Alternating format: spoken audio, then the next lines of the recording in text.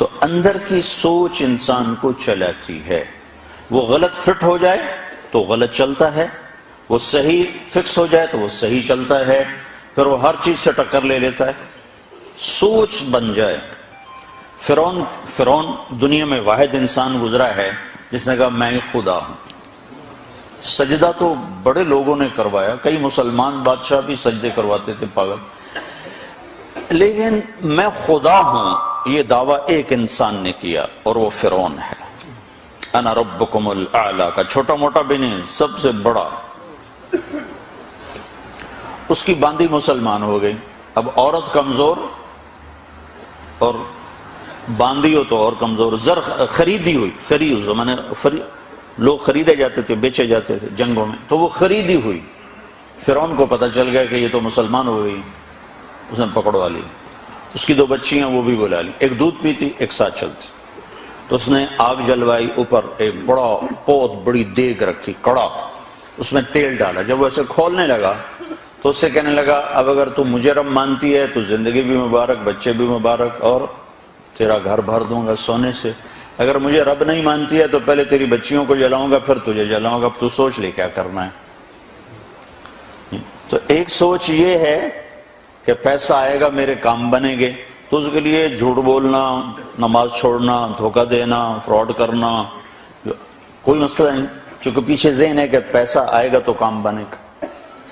ایک ذہن یہ ہے کہ مجھے اللہ کو راضی کرنا ہے، اللہ راضی ہوگا تو میرے کام بنے گے، میرا اللہ میرا ساتھی بنے گا تو میرے کام بنے گے.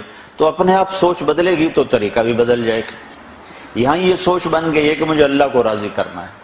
تو اس نے کہا یہ میری 2 ہیں، میرے پاس 100 بھی ہوتی تو اللہ پہ قربان کر دے. تو انہوں نے پہلی بچی کو پکڑا جو چلتی تھی، اس نے شور مچایا ماں کہ مجھے بچاؤ بچاؤ بچاؤ. ماں کے آگے بچی جلنے جا رہی ہو، عورتیں سن رہی ہیں، تو کس ماں کا جگر ہے جو یہ دیکھ سکے اور یہ برداشت کر سکے؟ ایمان اعلیٰ چیز. تو انہوں نے سامنے ڈال دیا، ایسے جیسے مچھلی کو نہیں تیل میں ڈالتے تو فرائی ہوتی ہے، تو ایسے ایک دم پوری فرائی ہو گئی، تو جل کے کوئلہ ہوئی. تو جب ماں کا کلیجہ پھٹا غم سے، ایک آنسو نہیں ٹپکا. صبر کی تصویر اندر تو اندر ہی ہو تو پھٹ گئی. کم غر صبرک وابتسامک صاحبا لما رآہ فی الحشا ما لا یرا. تو اندر جب پھٹا تو اللہ پاک کی رحمت جوش میں آئی اور اللہ نے ایسے غیب کا پردہ ہٹایا اور ماں نے اپنی بچی کی روح کو نکلتے دیکھا. وہ مسکراتی ہوئی کرے اماں صبر صبر، بس ابھی اکٹھے ہونے والے، ابھی اکٹھے ہو جائیں گے. پھر انہوں نے معصوم کو کھینچا جس کو پتہ بھی نہیں میرے ساتھ کیا ہونے والا ہے. اس کی تو آہ بھی نہ نکلی اور وہ تلی گئی اور کوئلہ بن گئی. اور ماں کھڑی ہوئی ہے، ایک بول پہ بچا سکتی، ایک بول کفر کا بول لیتی اور گھر جا کے توبہ کر لیتی تو راستہ موجود ہے، راستہ موجود ہے.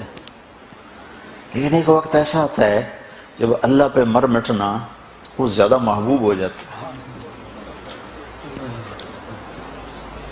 تو اس کو پکڑنے لگے تو اس نے کہا میری یہ خواہش پوری کرو گے؟